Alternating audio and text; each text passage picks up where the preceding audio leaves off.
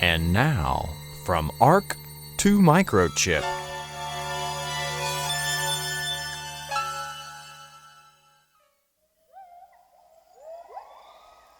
Chance operations, accident, and surprise. John Cage, In the Air. To count. Poets count stress. Count syllables. A laboratory of method from haiku to Zen.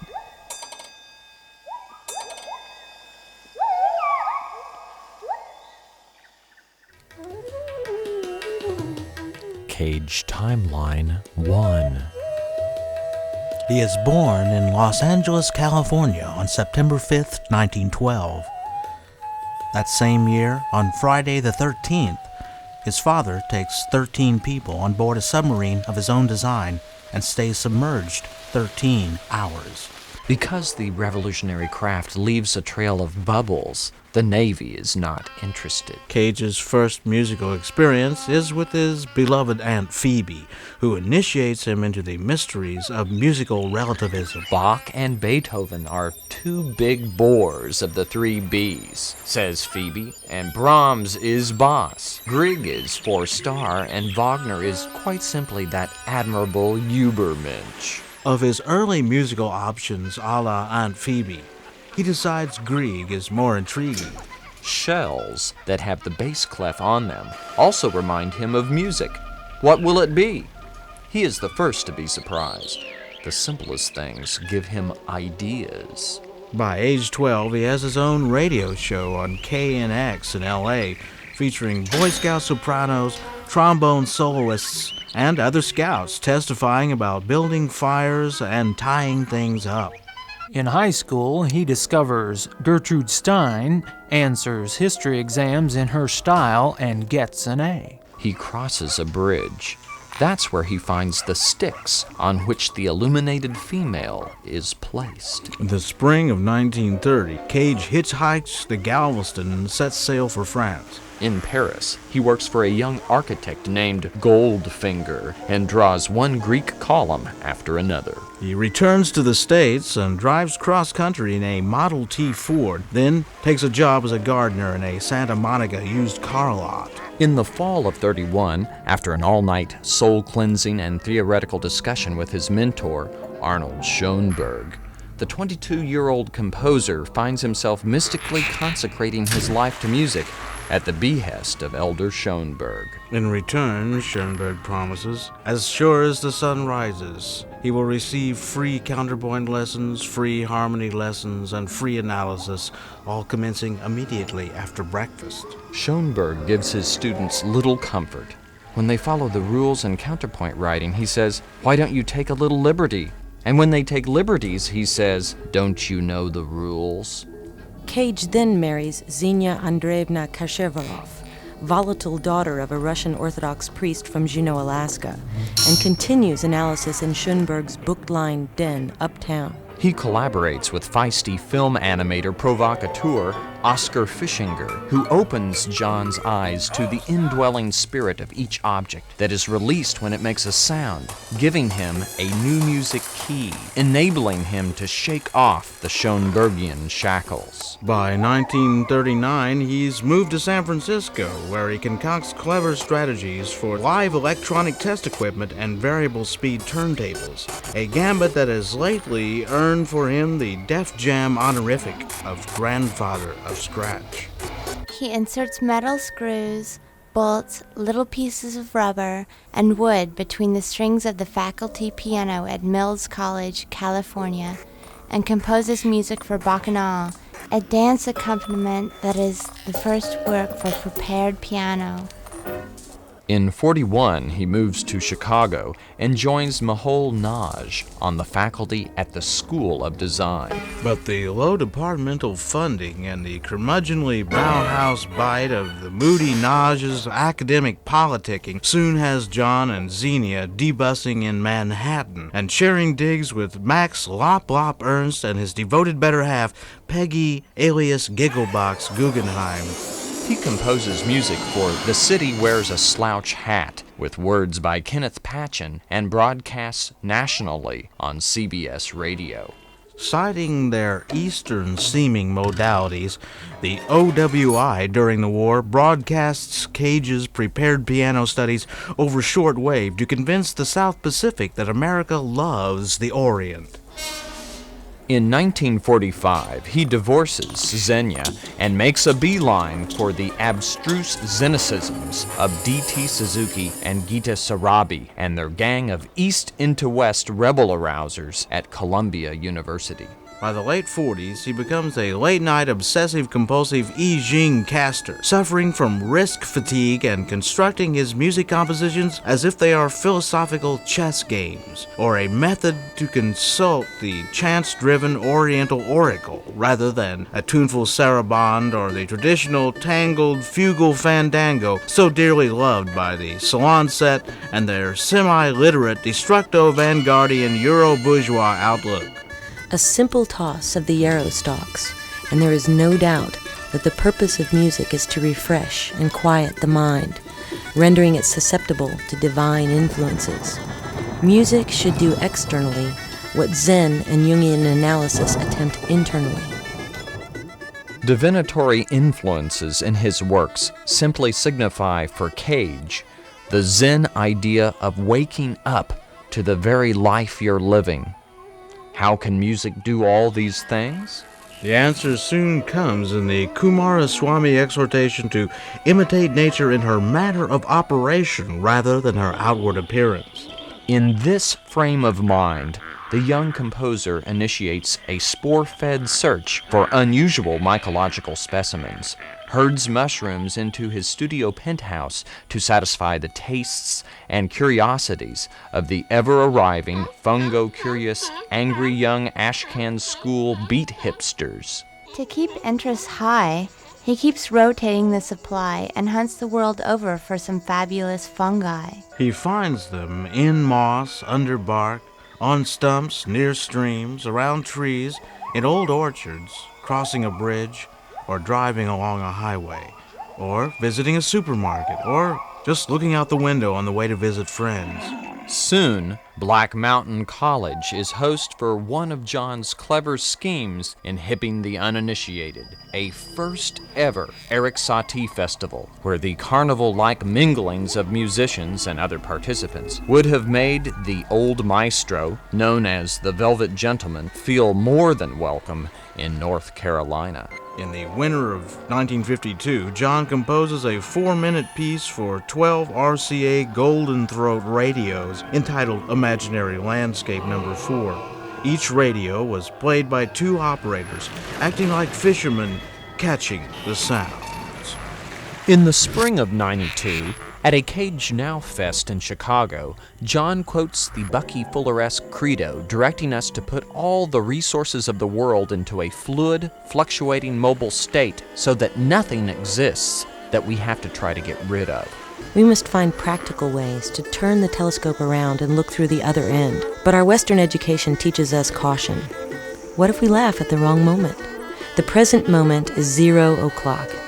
It could be less or more depending on us. One of the greatest blessings that the United States could receive in the near future would be to have her industries suddenly halted, her businesses discontinued, her people speechless. A great pause in her world of affairs created. And finally, to have everything stopped that runs until everyone should hear the last wheel go around and the last echo fade away. For we should then be hushed and silent, and we should have the opportunity to learn that other people think. Ouais. Comme nous, tout l'hiver. Pour plus pour monter. Das verstanden, nicht? Er meint, letzte, je veux pas dire. Wir jeden Tag arbeiten.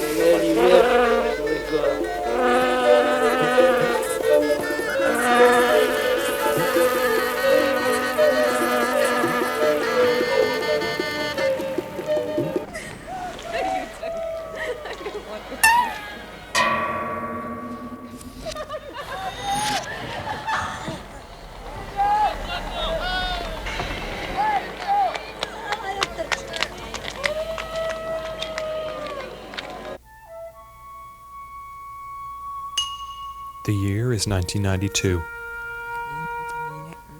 The scene is a free outdoor summer evenings concert in Central Park. The threat of rain is in the air. And Cage, sitting patiently off center stage in a folding chair. His voice is amplified, and his utterances fill Central Park's Rumsey Field.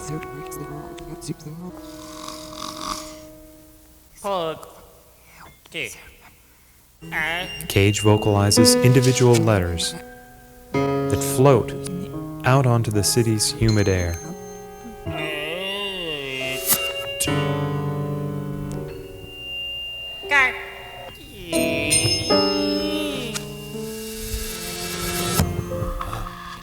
Cage Timeline 2. Cage is born in California in 1912, just at the time when his evangelical grandfather is preaching ineffectively against Mormonism in Utah. John's father, considered the black sheep of the family, is also the inventor of the first wall-socket-friendly plug-in radio. In his private lab, he simulates the universe with little levitating pith balls in an electrostatic field, while little John drinks it all in.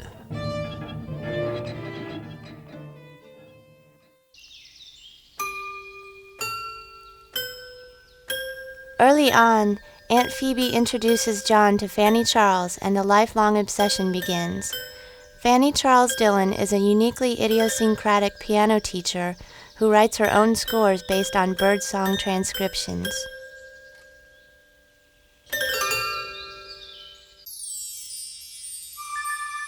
Using his expertise as a would-be writer, teenager John silver-tongues his mom into footing the bill for a carte blanche excursion throughout Europe, which he convinces her is the essential next step in his upward flight toward the Icarian precariousness of the sure-to-be indeterminate vaudevillo-Cagian Zen predicaments he will soon be quagmired within. Loaded down with a hefty cargo of annotated Baedekers, with every cathedral circled in red, John wanders along the Biskra, Majorca, Madrid, Berlin current, absorbing early 30s Euro avant attitudes from an up-and-coming Los Angelino street iconoclast viewpoint. Prophetically, John's return to his homeboy hobo-plagued Depression-era California soon has him canvassing housewives all over Santa Monica, hawking $2.50 tickets to his exclusive series of lecture demonstrations on Kandinsky, Clay, Duchamp, Henry Cowell, and Virgil Thomson.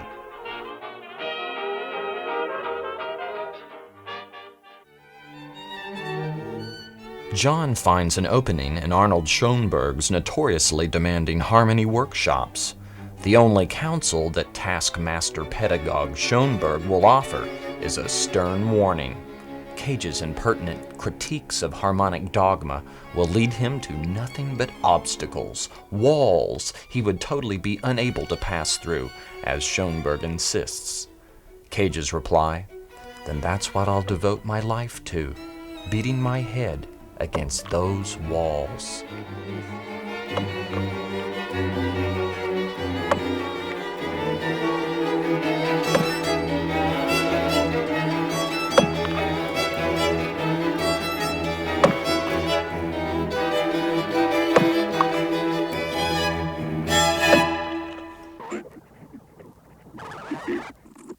When a sudden shift back near zero makes John's out-of-pocket funds resemble one toss of the oracle with no change for the phone, John must turn to his muse to placate his landlady, Signora Fontana, by dedicating his newest composition, Fontana Mix, to her instead of handing over the back rent. His housemistress graciously permits the providential honorific as an IOU, at least until after the piece's premiere in Milan. But no sooner does John get bunked in with electrodynamic Milanese composer Luciano Berio and his epiglottally precocious live-in music mate, the dangerously well-informed Kathy Berberian, than the phone is ringing off the wall with curiosity about the charismatic, Keaton-faced young American with the coxcomb hairdo and a sheaf of cutting-edge info about silence and other very un-Italian topics.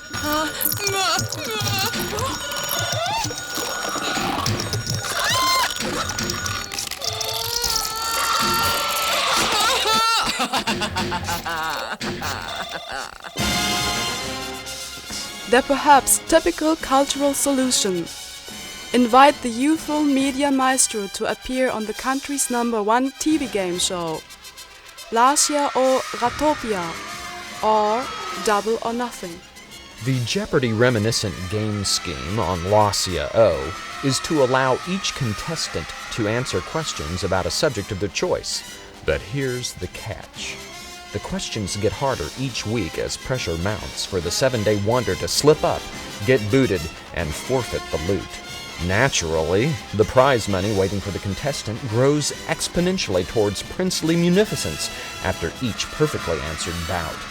As John knows while waiting backstage, the slightest error in his response to the MC's relentless grilling about his chosen subject, mushrooms, will provoke the mirth of the volatile TV Milano studio audience, aided and abetted by the supercilious host giving the sign for John to get the bird, a mock Groucho stage gimmick that unfailingly gets Italian TV watchers tittering and will surely embarrass the hell out of the American pretender.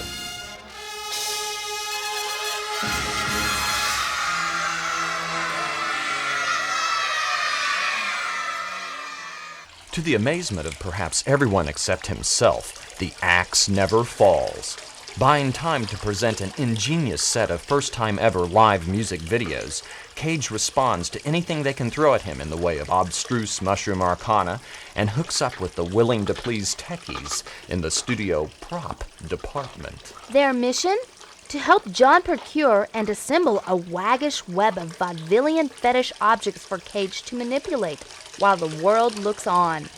A bathtub, a pressure cooker, a large rubber fish, a siphon, a warring blender, and a small, ever-ticking Timex. This is John's great white wet walk into a time-jumping Ouroborean labyrinth of cathode-mediated pop culture persona persistence, the dawn of our endless video day.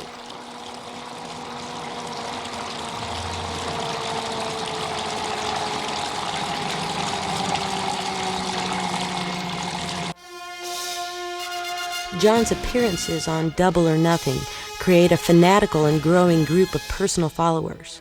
Paparazzi and slick, tag-tailing tabloid interviewers who name John the good-looking Frankenstein, in reference to his proto-Ziggy spiky hairdo and rumors of strange goings-on in the electronic music laboratory.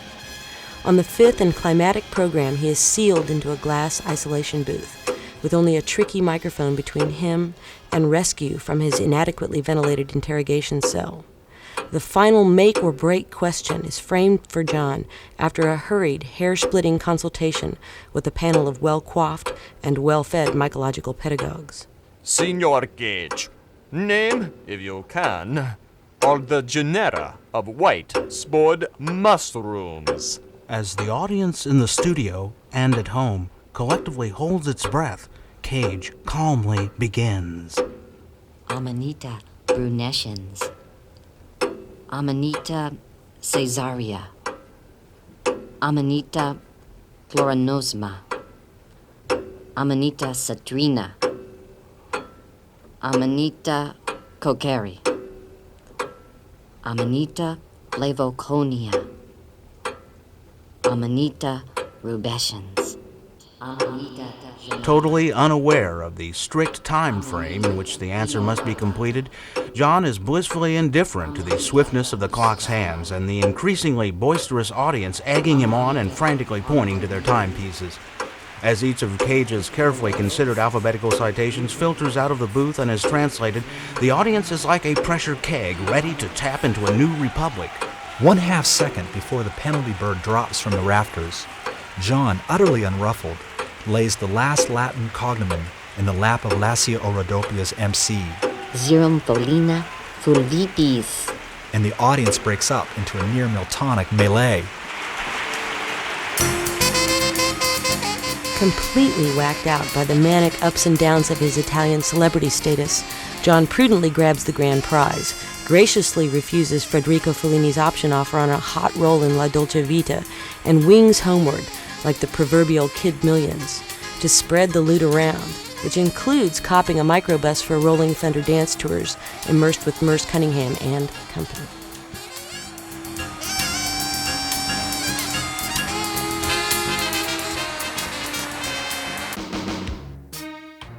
By the early, red-scared, button-down think-tank 50s, John is already assimilating the pre-Kubrickian cyber-prognostic trajectory that would inevitably lead to such post-historic phenomena as Ren and Stimpy, the first moonwalk and Mars walks, the rise of video-dominated patternist pastimes to lull the satiated joy-seekers into discorporate bliss, and ultimately foreseeing the digitalization of all experience. One future-looking project John eagerly undertakes, known as the Williams Mix, is a collaboration with BB and Louis Barron, whose electroacoustic circuit designs will soon produce the Oscar-worthy score of the really much more than a vehicle for Leslie Nielsen sci-fi sensation, Forbidden Planet.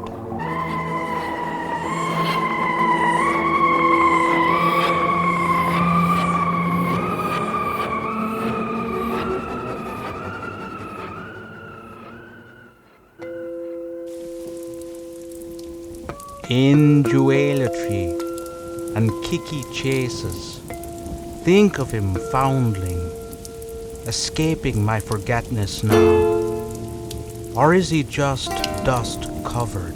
Cage uses Finnegan's Wake as a talisman to provoke and amplify the very spirit of mystery itself by ceaselessly reconstructing the emblems and hieroglyphs he finds on the pages of Joyce's last crypto-historic, Celt-based, metaprogrammic jabber book, The Immortal Wake, which John transubstantiates into the present tense. And, like the last alchemist writing over every square inch of the only foolscap available, his own body, till the corrosive sublimation of one continuous present-tense integument slowly unfolds, thereby reflecting John's own individual, nearly unlivable personhood, transaccidentated, as Joyce foretells through slow fires of consciousness into a fractalizing chaos, perilous, potent, and common to all flesh. On this philosophy, John wings away on a wild group's chase across the cathartic ocean and makes synthetic ink and sensitive paper for his own ends out of his wit's waste.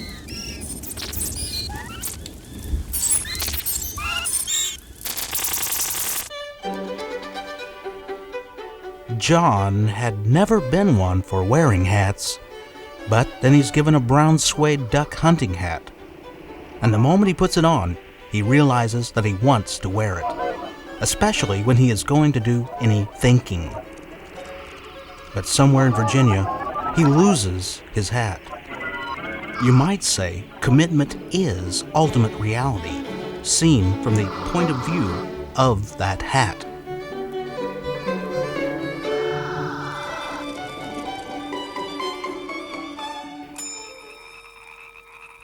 If talk can be music, if silence, if stories can be music, indeterminacy, if silence, if reading through Finnegan's Wake, if reading Thoreau, if Masostics, if silence, if the rain at Woodstock at the end of 433, if they walked out, if talk, if talk, if talk, if silence, that's why Cage, if Cage.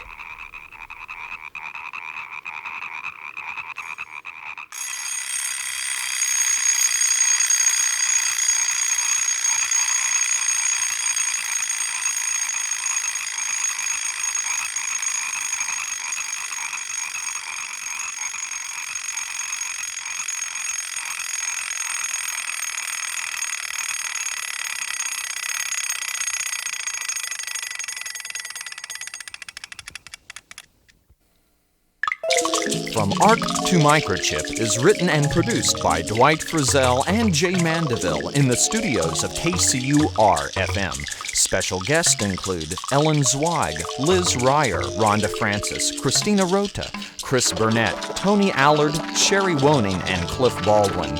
Original music by Michael Henry, Cliff Baldwin, and Ed Herman. From Ark to Microchip is funded by a Media Arts grant from the National Endowment for the Arts.